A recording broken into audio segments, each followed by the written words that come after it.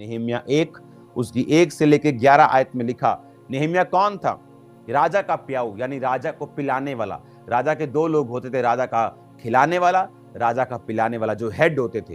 राजा का खिलाने वाला मतलब जिसके अंडर सारे शेफ, फूड क्वालिटी, कहाँ कहाँ से खाना आएगा, किधर किधर से पत्ते आएंगे, किधर किधर से सैलड आएगा, किस किस देश से क्या क्या चीजें आएंगी, उसके अंडर था।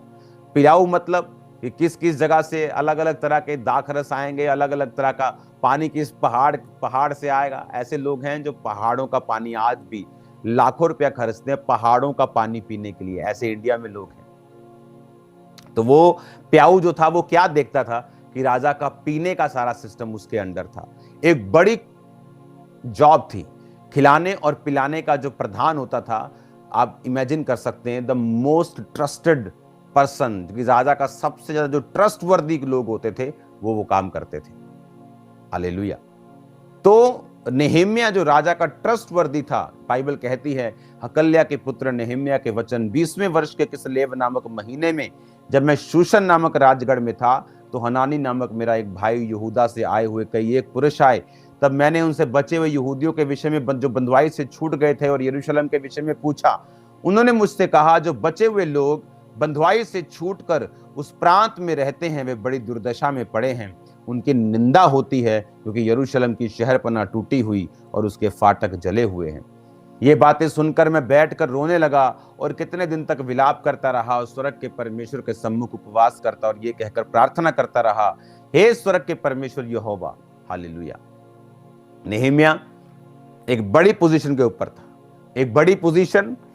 और बाइबल कहती है उसने जब देखा कि मेरा उसका भाई और यहूदा से आए हुए, उसका एक भाई और यहूदा से आए हुए पुरुष जो थे उसके पास आकर बोलते हैं कि वहां बड़ी दुर्दशा है, उनकी निंदा होती, यरूशलेम की शहरपनाह टूटी, उसके फाटक चले। यरूशलेम खुदा का शहर बोलते हैं, है ना, यरूशलेम खुदा का शहर। हाँ, इसका सॉन्ग आप सुनते हैं कई बार कि खुदा का शहर, उसके शहरपनाह कैसे टूटी हो सकती, उसके फाटक जले हुए कैसे हो सकते। एक जेलसी होनी चाहिए आपके अंदर खुदावंद के कामों के लिए। मरे हुए मत रहो, जीवित हो के भी मुर्दा मत रहो। एक मरा हुआ व्यक्ति जो है ना, जिसकी जेलसी मर चुकी है खुदावंद के लिए, वो एक मुर्दे से भी बदतर है, पापी से भी बदतर है।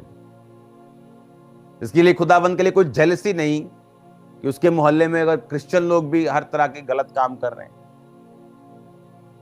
वो लंगर प्रसादों में पड़े, कोई जेलसी नहीं आपके अंदर।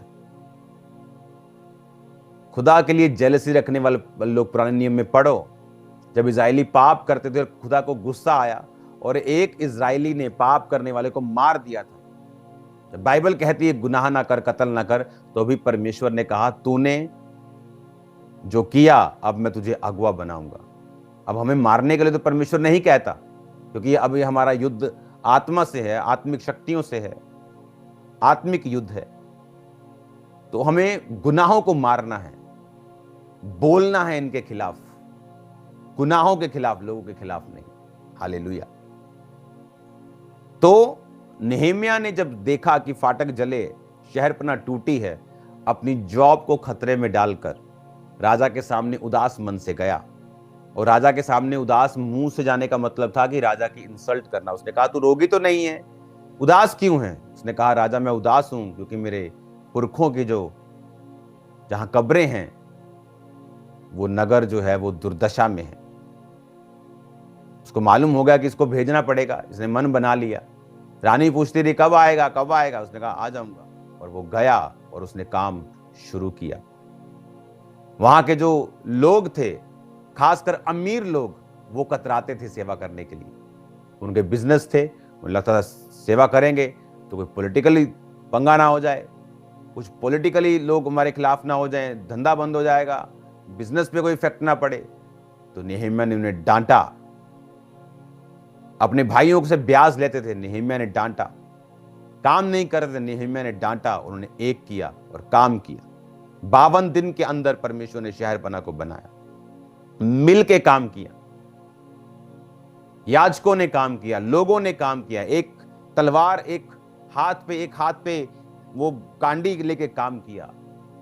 एक हाथ से बनाते थे, एक हाथ से रक्षा करते थे। उन्होंने काम किया, दिन रात काम किया।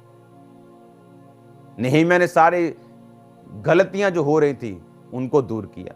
लोग टाइट पे नहीं करते थे। खुदा के भवन में जो सेवा करने वाले लोग थे उन्हें तनख्वाह नहीं मिलती थी और वो अपने अपने कामों में भागते थे, खुदा का काम छोड़ते थे। उसने काम किया। हालेलुया। आप क्या काम कर रहे हैं? क्या आप ऐड कर रहे हैं खुदा के घर में या माइनस कर रहे हैं, सबट्रैक्ट कर रहे हैं? आप ऐड कीजिए परमेश्वर के घर में, काम कीजिए, वो कीजिए जो आपने पहले कभी नहीं किया। ऐसा स्टेप लीजिए जो आपने पहले कभी नहीं लिया। फिर देखो होता क्या है।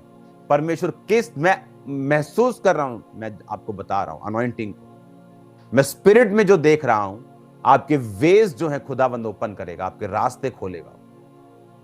क्योंकि अनॉइंटिंग को महसूस करो राइट ना अपनी बॉडी के ऊपर, और मैं देख रहा हूं खुदाबंद बड़े रास्ते आपकी लाइफ में खोलेगा, लेकिन आपको काम करना होगा। हमारे YouTube चैनल को सब्सक्राइब करें ताकि आप परमेश्वर के गहरे भेदों को जान सकें कि कैसे आप परमेश्वर में बढ़ सकते हैं, कैसे आप दुष्ट आत्माओं से, नशों से, बीमारियों से और वंशों के श्रापों से आजाद हो सकते हैं।